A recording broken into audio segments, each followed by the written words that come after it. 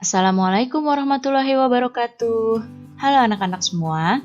Hari ini kita akan belajar tema 7, subtema 1, pembelajaran ke-6 dengan muatan bahasa Indonesia, SPDP, dan PPKN.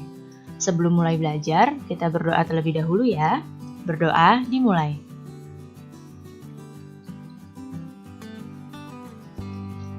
Berdoa selesai. Baik anak-anak, sudah siap untuk belajar hari ini? Kalau sudah siap, mari kita mulai belajarnya. Pertama-tama, kita akan mempelajari muatan bahasa Indonesia. Lihatlah di hadapan kalian, ada sekelompok anak yang sedang belajar bersama-sama.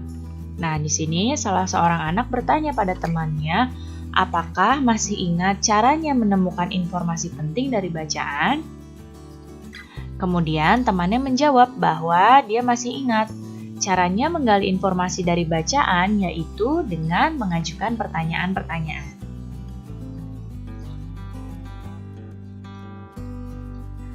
Menggali informasi dari teks atau menggali informasi dari bacaan dapat dilakukan dengan cara mengelompokkannya berdasarkan kata tanya yang telah kamu pelajari. Kata tanyanya yaitu ada apa, berapa, bagaimana, mengapa, siapa, dan kapan. Adakah di antara kalian yang tahu apa itu kata baku? Ya, kata baku adalah kata yang sesuai dengan kaidah penulisan dalam bahasa Indonesia. Sedangkan ada lawannya, yaitu kata tidak baku. Kata tidak baku adalah kata yang digunakan tidak sesuai dengan kaidah bahasa Indonesia. Seperti apa ya kata baku dan seperti apa kata tidak baku? Sekarang kalian perhatikan contoh kata baku dan contoh kata tidak baku berikut ini. Nah, di hadapan kalian hanya ada beberapa contoh. Sebenarnya masih banyak lagi contoh kata baku dan kata tidak baku. Perhatikan di sini, kalian lihat panahnya, pada kata baku yang pertama yaitu kongres. Nah, kalau tidak bakunya, di sini kongresnya G-nya ada 2, sedangkan yang baku, yang benar, itu G-nya adalah 1. Kemudian, praktik. Yang betul itu, yang baku, itu pakai I, sedangkan yang E itu berarti dia kata yang tidak baku. Kemudian, perserikatan. Tidak bakunya perikatan. Kata baku berikutnya adalah bagaimana. Tidak bakunya yaitu gimana. Kata baku berikutnya atlet. Nah, di sini pakai E. Lihat panahnya ya, di sini pakai E, sedangkan yang tidak baku ini pakai I, jadi atlet. Kemudian yang berikutnya ada daftar. Pakai F di sini, daftar. Kalau yang tidak baku ada yang menggunakannya pakai P. Kemudian provinsi. Nah, yang baku itu pakai V, provinsi, sedangkan yang tidak baku ini pakai P. Kemudian rezeki. Nah, yang baku ini pakai Z dan yang tidak baku ini pakai J. Sistem.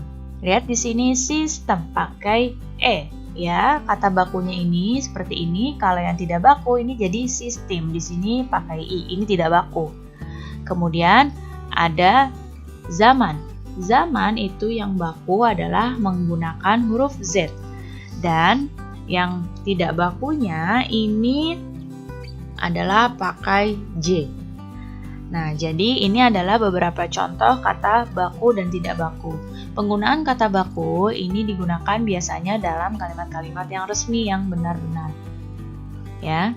Jadi ini adalah contoh kata baku dan kata tidak baku.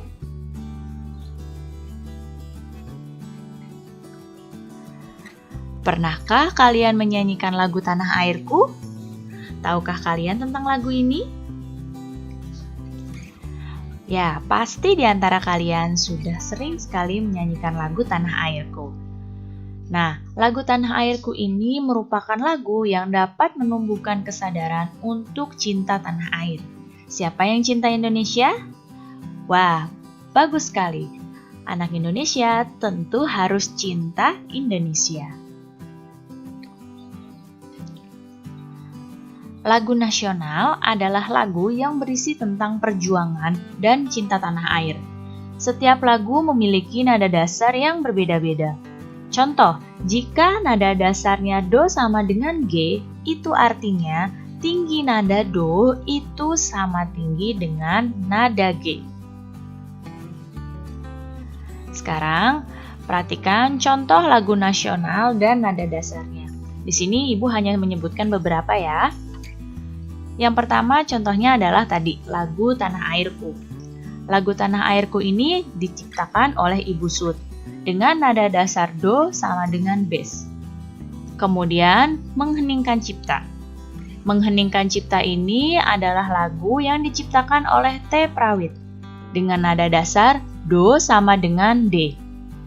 Berikutnya adalah Pada Pahlawan.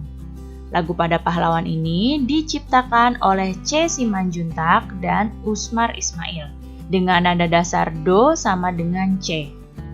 Kemudian lagu Rayuan Pulau Kelapa.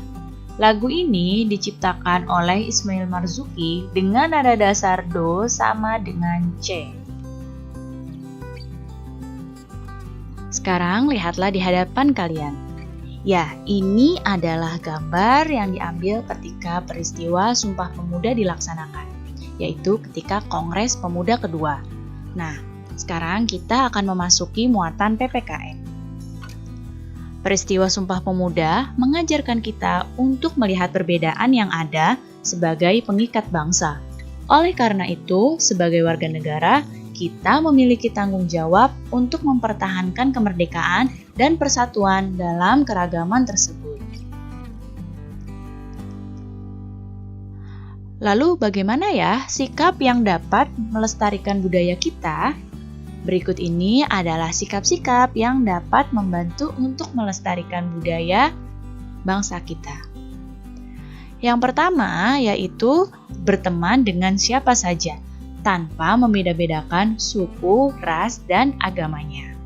Kemudian sikap yang berikutnya adalah menerima dan menghargai keberagaman suku budaya, menerima dan menghargai keberagaman suku, budaya, adat istiadat, dan agama orang lain. Berikutnya adalah tidak merasa kebudayaan suku budaya sendiri itu lebih baik daripada suku budaya lain, karena kebudayaan itu semuanya baik. Berikutnya, ikut hadir dalam menyaksikan pentas kesenian daerah. Dan sikap yang selanjutnya adalah turut serta mengembangkan dan melestarikan budaya daerah di Indonesia. Baik anak-anak, cukup sekian ya penjelasan Ibu kali ini. Mudah-mudahan kalian paham dan mengerti. Terima kasih anak-anak semua. Sampai jumpa lagi. Wassalamualaikum warahmatullahi wabarakatuh.